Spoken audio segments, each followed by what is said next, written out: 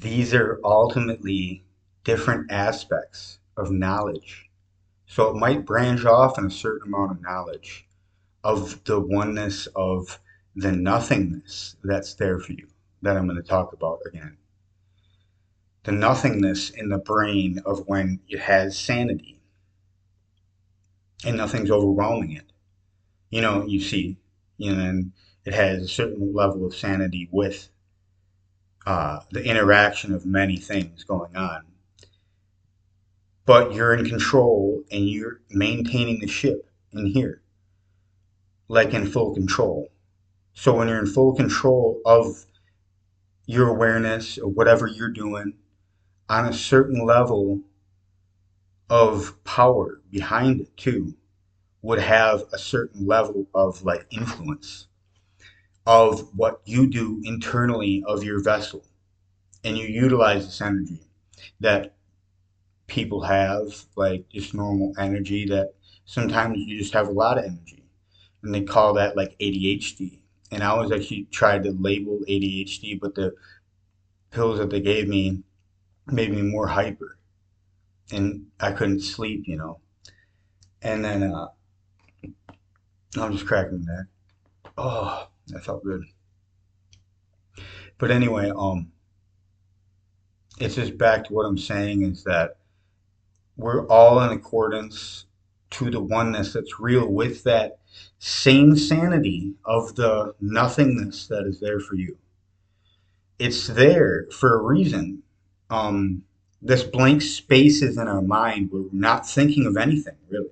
We're aware of what we're looking at, and what we're in a meditative like state of having nothing in our field of consciousness for a certain period of time, which it frees you from some overthinking or rapid thoughts or all these things that can happen. You know what I mean? So the nothingness is actually good. That's there for us. It's just like the sun. The sun emits a frequency and a sound to it, but it still has like very little sound to the sun in the sky, the stars in the sky. But what I'm trying to say is that like all this is in accordance to the oneness that's real with the stars and the sky. It's everything's energy. Okay.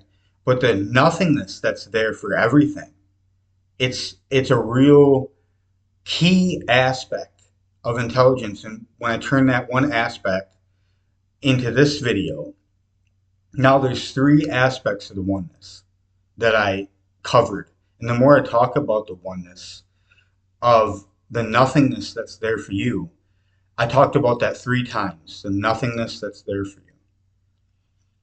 Inside the consciousness of something's going on, of course. You're always thinking of something, of some sort of way of perceiving things.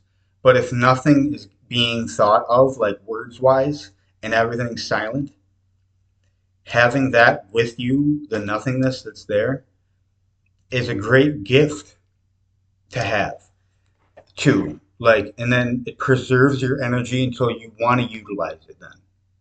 You know what I mean? And it's more like, it's not like playing battleships. Like when you get ready to fire all your weapons, it's that much more powerful. It doesn't mean that. I'm just saying like if all circuits are firing in the brain, then it's going to be a little bit faster. You know what I mean? But being completely sober, on the other hand, makes everything enhanced and in its quality. And sometimes you're on a level certain days, and it's really good. And that's a really good trait to have too, with the nothingness that's there for you in the brain, to be absorbed in the meditative type states and the Zen sort of practices of sorts of ways of like being, you know what I mean? And I think all that time I spent alone trained that nothingness that's actually there for me though. But I have to have more interaction, more friendship, more. I need to get a girlfriend, other than Sadara's ghost soul. Well, Sadara is actually still there for me. It's just that I need a physical girlfriend, like eventually like Kira. I'll move down and visit Kira. Like if she really wants to do it, I need to be in contact with her now more than ever before, just so I can like get in contact with her because I don't know how else to do this. I'm asking her these questions and there's like no answer, but maybe she just doesn't want to or reach out, you know what I mean? But if she just reaches out that little bit and gives me the coordinates to go see her at the gym, and then if I just go to the gym, you know what I mean, and visit Kira, that'd be pretty cool. I don't need to know where she lives, you know, because I'm not like that. Until I get to know Kira better and everything, and she can trust me a little bit more every time I go to the gym and meet up with her as her friend, and I'll do workouts with her.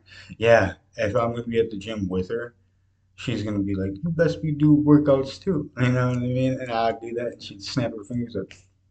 You know what I mean? Oh yeah, so there. I mean, not so there, but Kira, I really care about you and everything, and if you do see this podcast about the nothingness that's there for you in the mind, it's a really good trait to have to silence out all the noise sometimes that we pick up of our brain as like a sponge. But if we have shields over our mind, we can just protect it sometimes. That's like a superpower, the meditative state, you know what I mean? But anyway, some people just driven mad all day long, like just revved up, go, go, go, go, go. And some people have a they do what they do in life, and then it orchestrates either a fast rhythm pace to everything, or sometimes it's a little slow. The downtime, like sometimes in between work, you'd enjoy the downtime, and that's like watching TV or something, but then still paying attention to something. It's all these like Chantex and the commercials and all that, and I'm just saying like it's just it's kind of funny to me. Like certain names of pills sound funny. You know what I mean? But that's just me, I guess.